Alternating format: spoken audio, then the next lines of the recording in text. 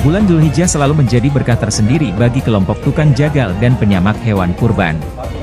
Selain memperoleh upah dari penyembelihan dan penyamakan, kelompok penjagal musiman ini juga mendapat manfaat tambahan berupa kulit, jeroan, tulang untuk bahan konro, dan jika beruntung, jatah kepala hewan jagalan.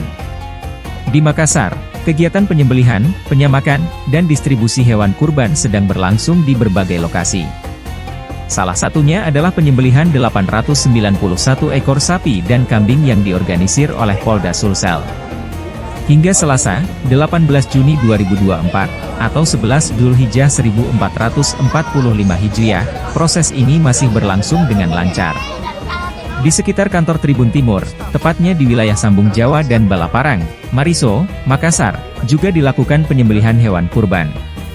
Di pelataran belakang kantor tribun-timur.com di Jalan Cenderawasih No. 430, Makassar, terlihat 4 tenaga penjagal, mandor tali, dan penyamak yang sibuk menjalankan tugas mereka. Kegiatan ini tidak hanya memberikan manfaat ekonomi bagi para tukang jagal dan penyamak, tetapi juga membawa kebahagiaan bagi warga sekitar yang mendapatkan daging kurban.